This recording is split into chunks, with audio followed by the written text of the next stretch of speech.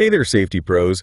Today we're going deep on OSHA's fall protection standards in construction. The stuff that keeps workers from, well, taking a tumble. Exactly. We've got excerpts straight from OSHA 1926.500 gal. And trust me, There are some nuggets in here that even seasoned safety veterans might find surprising. Okay, first things first, just how wide-reaching is this standard? Well, 1926.500 Adaro covers most types of construction work. Really? That alone tells you how seriously OSHA takes fall hazards. Yeah. It's not just about the obvious stuff like roofing either. So we're talking all sorts of scenarios where a worker could be at risk of a fall. Mm-hmm.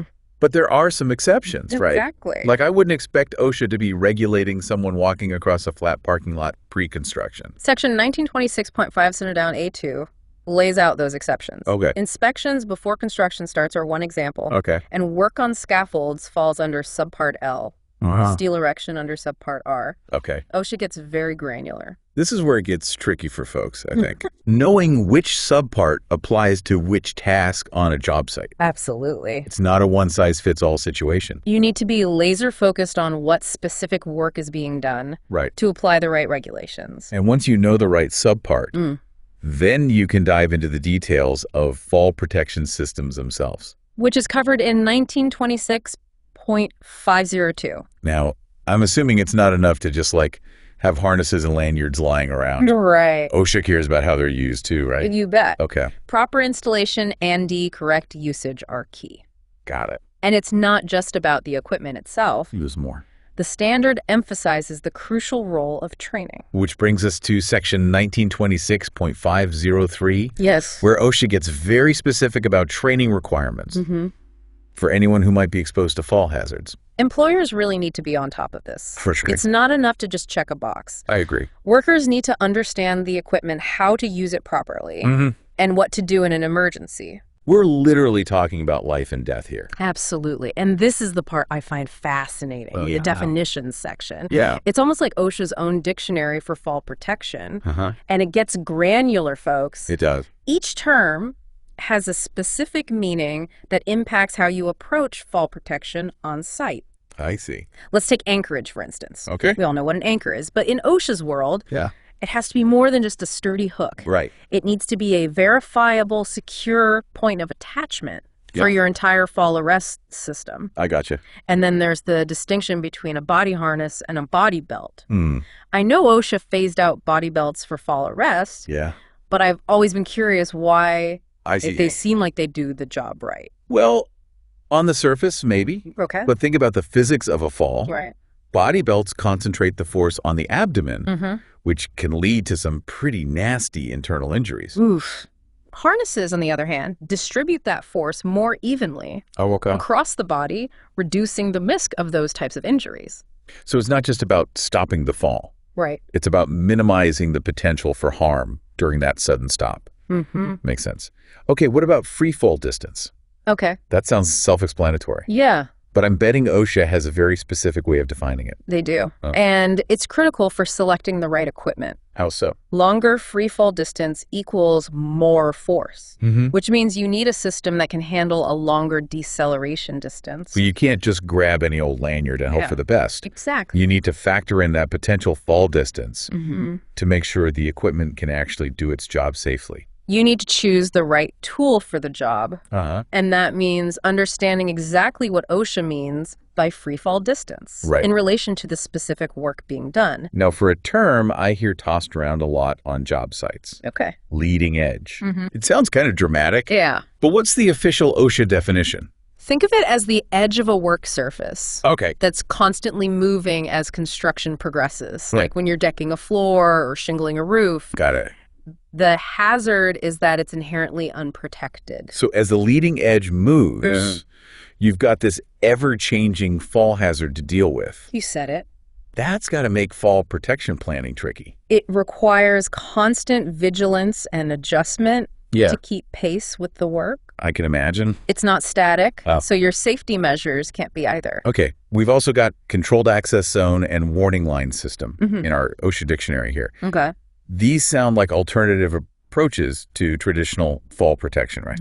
You're on the right track. All right. A control access zone is a designated area where specific tasks can be done without relying on guardrails or personal fall arrest systems. I see. Think overhand bricklaying, for example. Wait, so there are times when those aren't required? Only under very strict conditions. Okay. Access to the zone has to be tightly controlled to prevent anyone from accidentally wandering in. Got it. And there are very specific types of work this applies to, spelled out in the standard. So it's not a free pass to skip fall protection altogether. Right. Got it. What about warning line systems? Okay. Where do those fit in? Think of them as a barrier, often used on roofs, to alert workers that they're nearing an unprotected edge. It's a visual cue, often combined with a safety monitor who's keeping an eye on things. So it's a combo of physical and human oversight to prevent falls. Right. It's interesting how OSHA has developed these different strategies for managing fall hazards. Yeah. Depending on the situation. It's not a one-size-fits-all approach. Right.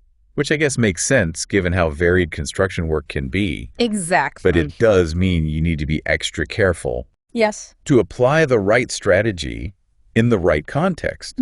There's no room for error when it comes to fall protection. Absolutely. And speaking of no room for error, there are some details in these definitions that I honestly never would have considered. Oh, really? Like OSHA even has specific requirements for snap hooks. I know, right? Those tiny little things. You'd think they'd be pretty straightforward. Right. Even snap hooks have regulations to ensure they're up to the task of, potentially saving someone's life. It really does highlight how thorough these standards are. Yeah. Nothing is too small to be overlooked when it comes to worker safety. And that attention to detail extends to very specific tasks, too. Oh, really? For instance, did you know there's a whole definition dedicated to overhand bricklaying? Overhand bricklaying. Honestly, never heard that term before. It's a specific type of masonry work that poses its own unique fall hazards. I see. The mason has to lean over the wall they're building, so the risk is high. And OSHA created a definition just for that task. Wow. It shows just how granular these regulations can get and why it's so important to really understand the ins and outs of the standard. Absolutely. You can't just assume you know what it says based on common sense. That's why deep dives like this are so valuable. Right. We're not just skimming the surface, we're digging into the nuances. That can really make a difference on the ground. Well said. And I think that's a great place to pause for now. Okay. We've covered a lot of ground already, but there's still much more to explore when it comes to OSHA's fall protection standards. Stay tuned, listeners, because in part 2, we'll be unpacking even more of those fascinating OSHA definitions. And we'll start connecting the dots between regulations and their real-world applications on construction sites. That's good. Welcome back to the deep dive. Let's keep dissecting those OSHA definitions and see what other gems we can uncover. Let's talk about mechanical equipment. Okay. It seems straightforward. But OSHA actually draws a distinction between that and other equipment you might find on a roof. Okay, now I'm intrigued.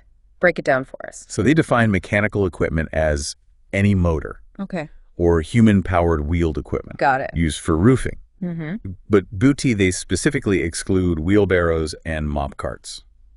Interesting. Yeah. So it seems like they're focused on anything that could pose a fall hazard. Right. If someone were to fall onto it or even into it while working at height, like I can see how a fall onto a powered roofing buggy could be much more serious than tripping over a wheelbarrow. Exactly. It shows how OSHA is thinking about falls not just from edges, but from the work surface itself. I see. It's all about anticipating potential hazards. Okay, on to another term that caught my eye.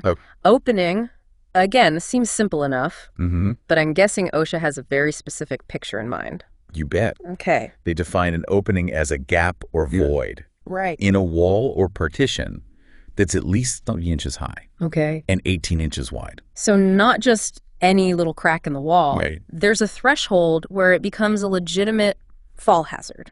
It's like you're saying if a person could realistically fall through it, you better treat it as an opening and take the necessary precautions. That's a great way to put it. Thanks. And it highlights how fall hazards can exist even during the construction process itself. Right. Not just once the building is complete. Okay, this next one is a bit of a mouthful. Okay. Personal fall arrest system. What's the quick and dirty definition? Think of it as your safety net. Okay. in case a fall happens. Okay. It's a system specifically designed to stop a worker from hitting a lower level. Right. If they do fall. And I'm guessing it's not just one single thing. Exactly. Okay. It's a whole bunch of components working together. You've got your anchorage, connectors, a body harness. Remember, no body belts. Right. And then, depending on the system, you might also have a lanyard, a deceleration device, or a lifeline. So it's a whole interconnected system? Right. And each part has to be up to snuff? Yeah. For the whole thing to work properly? We also have positioning device system in the mix. Okay. How is that different from a fall arrest system? They seem kind of similar. A positioning device system is more about preventing the fall from happening in the first place. So you're stopping it before it even starts. Exactly. Okay. It's used to support a worker on a vertical surface, like a wall. Okay. So they can work with both hands free.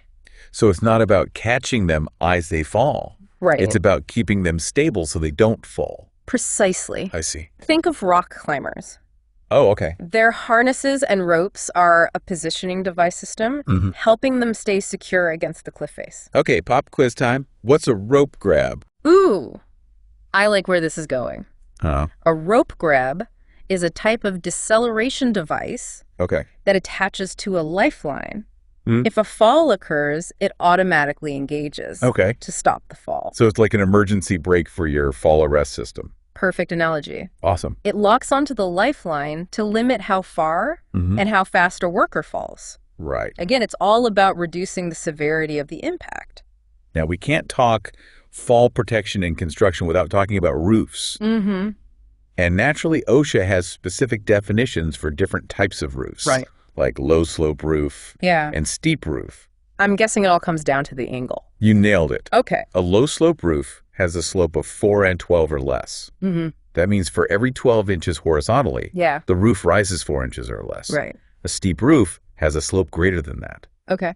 And why is that distinction so important? Well, does it change the fall protection requirements? It absolutely does. Oh, really? Steeper roofs are inherently more dangerous. Okay. So the fall protection measures have to be more robust. Okay, that makes sense. You need a higher level of protection when the risk of falling is higher. Right. It's all about assessing the hazard and matching the solution to it. Exactly. Now, here's a term that might seem a little less dramatic, but it's all about preventing things from falling in the first place. Okay. Toe board. Toe board. Like what you'd see on a staircase. Do they have those on roofs too? They do. Oh, wow. A toe board on a roof or other elevated surface is a barrier that prevents materials and equipment from falling over the edge. So it's not just about people falling. It's about stopping things from becoming falling hazards in the first place. Exactly. A falling wrench from a roof can be just as dangerous as a person falling. Exactly. Right. OSHA wants to protect workers from all angles, literally. Okay, last definition for this round. And it seems like a pretty fundamental one. Unprotected sides and edges. Right. Is it as simple as it sounds? Pretty much. Okay. It's any side or edge of a walking or working surface where there isn't a wall or guardrail system. Right. At least 39 inches high. So basically any spot where a person could walk up and just fall right off. Exactly. And it's these unprotected sides and edges that often require fall arrest systems, controlled access zones, warning lines, or other safety measures to prevent falls. Wow, we've covered a lot of ground here. We have. It's amazing how many specific terms and definitions OSHA has created just to address fall hazards in construction. It really highlights how much thought and detail goes into these standards. Right. But definitions are just the starting point. The real key is understanding how to apply these concepts on a real job site. That's what I'm talking about. You got it. In part 3, we'll move beyond the dictionary and delve into how these OSHA regulations actually play out in the real world of construction. Right. We'll talk about strategies, challenges, and best practices for keeping workers safe at height. Welcome back, safety folks. We spent the last 2 parts of this deep dive exploring OSHA's Fall Protection Dictionary. All those detailed definitions. Right, all those detailed definitions that lay the groundwork for keeping workers safe at height. Yeah. But now, let's talk about how those definitions translate into real-world action on construction sites. That's right. It's time to bridge the gap between theory and practice. Okay. We've got the knowledge now. Let's see how it applies in the field. Perfect. So let's start with a concept we touched on earlier. Okay. Controlled access zones. I'm still a bit fuzzy on how those actually work in practice. Okay, so imagine you've got a crew doing overhand bricklaying. Okay. They need to lean over the wall to do their job, which obviously puts them at risk of falling. Right. Now, in this specific scenario, traditional fall protection methods like guardrails or personal fall arrest systems might not be feasible. Right. I could see how those would get in the way of the actual work. Yeah. So a controlled access zone is basically a designated area where those traditional methods aren't required. But only under very specific conditions, right? Exactly. You can't just slap a controlled access zone sign on any area and call it a day. No, of course not. OSHA has strict requirements for establishing and maintaining these zones. Okay. First and foremost, access has to be tightly controlled. So you need clear boundaries, maybe physical barrier signage, and a system for ensuring only authorized personnel are allowed in. Absolutely. And it goes beyond just physical barriers. Oh, really? You also need to think about warning systems, visual cues, and even dedicated safety monitors to keep a watchful eye on things. It sounds like creating a controlled access zone is a multi-layered approach. Yes. You're not just relying on one single thing to prevent falls. Right. But a combination of measures working together. Exactly. And it's not a decision to be taken lightly. Of course. Employers need to carefully assess the risks, consider all the factors, and make sure they've got all the necessary precautions in place before designating an area as a controlled access zone. Okay, that makes sense. Now let's shift gears to another alternative fall protection method. Okay. Warning line systems. I know these are pretty common on roofing jobs where the leading edge, that constantly moving edge of the work surface, is a major hazard. And a warning line system acts as a visual barrier, letting workers know they're approaching an unprotected edge. But it's not just about drawing a line on the roof with some chalk, right? Right. OSHA has specific requirements for how these systems are set up, I'm sure. You bet the warning line has to be set back a safe distance from the edge. Okay. Usually at least 6 feet. And it needs to be highly visible. Think bright colors, sturdy materials, and clear markings so it can't be missed. So it's a pretty robust physical barrier. Yeah. But I remember you mentioning that warning line systems often work in tandem with safety monitoring systems. What exactly does that involve? It means having a designated, competent person, a safety monitor whose job it is to keep an eye on the work area and make sure everyone's adhering to the safety protocols. So the safety monitor acts as a second set of eyes, watching for any potential hazards, making sure no one gets too close to the edge and ensuring that everyone's following the rules. That's right. It's a great example of how human vigilance can really enhance the effectiveness of any physical safety measure. Yeah. Technology and equipment are crucial, but so are well-trained, attentive workers. Now, I want to zoom in on one specific piece of equipment that I know plays a crucial role in a lot of fall arrest systems. The humble snap hook. We talked about how OSHA has regulations for these seemingly simple devices. Yeah. And I'm curious to hear more about those requirements. Sure. So think about it. The snap hook is the link between the worker's harness and the rest of the fall arrest system. If it fails, the consequences can be disastrous. Right. That's why OSHA mandates the use of locking snap hooks in fall arrest systems. So no more of those old school non-locking snap hooks that could accidentally pop open under stress. Locking snap hooks have a self-closing, self-locking gate that prevents accidental disengagement. I see. It's a small detail, but it makes a huge difference in terms of safety. It really shows how OSHA is constantly pushing for improvement, updating their standards to reflect the best safety practices and advancements in technology. Absolutely. It's all about continuous improvement in the pursuit of worker safety. Right. And at the end of the day, that's what it's all about. Yeah. Creating a culture of safety on construction sites and sending everyone home safe and sound. Well said. And listeners, remember, this deep dive has just scratched the surface of OSHA's fall protection standards. That's right. There's a wealth of information in those specific subparts and sections that we encourage you to explore further. Do your research, consult with safety professionals, and make sure you're implementing the most effective fall protection measures for your specific work activities. Right. And hey, if you ever find yourselves puzzled by a particular OSHA term or regulation, don't hesitate to reach out. We're always here to help unravel the complexities of workplace safety. Until next time, stay safe out there.